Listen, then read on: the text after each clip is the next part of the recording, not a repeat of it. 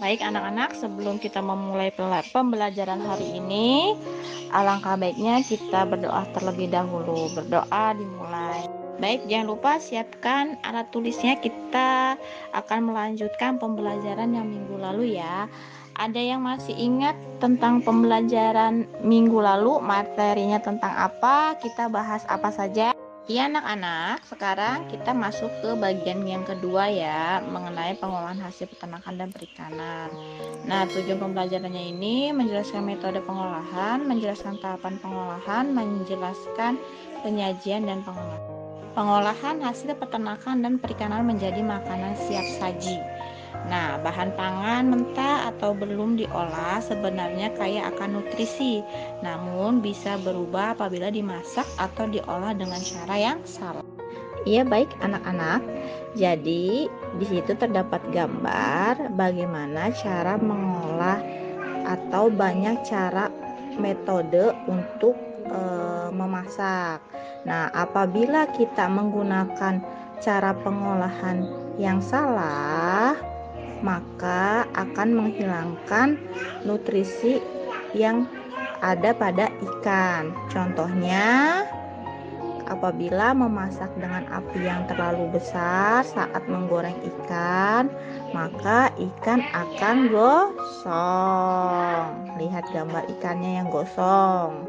Nah, yang pertama itu ada metode memasak merebus atau disebut juga dengan boiling. Nah, apa sih itu merebus? Merebus adalah melunakkan atau mematangkan bahan makanan dalam cairan dengan temperatur 100 derajat Celcius. Nah, kematangan bahan makanan tidak boleh terlalu lunak agar kandungan vitaminnya tetap terjaga. Contohnya makanan apa yang direbus biasanya? Selanjutnya mengukus atau steaming. Nah, memasak bahan makanan dengan uap panas dari rebusan air yang ada di bawahnya dan bahan masakan tidak menyentuh air yang menghasilkan uap tersebut.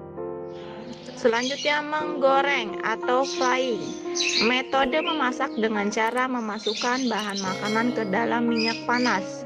Nah, biasanya ada yang deep frying dengan medium minyak goreng banyak atau dengan menggoreng dengan minyak sedikit, shallow frying.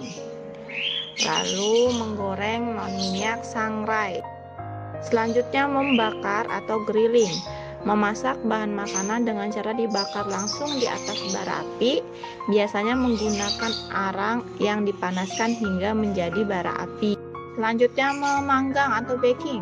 Memasak bahan makanan dengan menggunakan udara yang dipanaskan sehingga bahan yang dimasak mendapatkan panas yang stabil dari segala arah. Kalian bisa baca di situ tahapan pengolahan. Ada perencanaan, pembuatan, pengemasan, serta evaluasi. Kalian baca ya, coba dipahami. Selanjutnya itu penyajian dan pengemasan. Nah, ada cara untuk menyuguhkan makanan kepada orang untuk diperjualbelikan yang telah ditata berdasarkan komposisi warna, tekstur bentuk, rasa, aroma, dan alat atau kemasan sajian makanan. Apabila makanan dikemas semenarik mungkin akan menjadi perhatian para pembelinya. Di sini ada tujuan pengemasan makanan. Yang pertama, melindungi isi makanan dari benturan, cuaca, dan mikroorganisme. Lanjut, yang kedua, menjadi daya tarik dan pembeda dari berbagai jenis dan merek makanan. Lalu tujuan selanjutnya, informasi mengenai makanan tersebut yaitu nama dan merek makanan, isi makanan, berat, kandungan bahan dan nutrisi, tanggal kadaluarsa, produsen, kode produksi, dan keterangan khusus harus jelas. Nah, di sini ada jenis kemasan ya. Yang pertama itu kemasan primer. Nah, kemasan ini berhubungan atau kontak langsung dengan produk makanan. Ini yang menjadi kontak langsung dari suatu produk makanan yang sudah diolah. Lanjut ke kemasan sekunder. Ini kemasan kedua yang berisi sejumlah kemasan primer. Jadi kemasan primer sudah dikemas semuanya, kemudian membentuk kemasan sekunder. Di sini adalah isinya dari kemasan primer. Contohnya nih, kardus yang diisi dengan kemasan sekunder, kemasan primer maksudnya. Ya, lalu kemasan tersier, kemasan yang diperuntukkan sebagai kemasan transport atau distribusi apabila makanan akan dikirim ke tempat lain.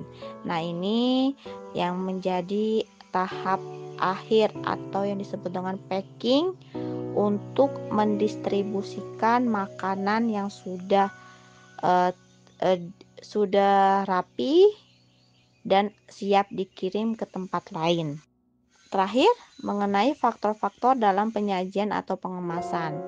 Yang pertama, sanitasi dan higienis.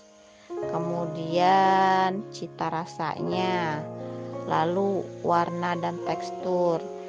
Terakhir, alat dan kemasan. Apa sih itu sanitasi?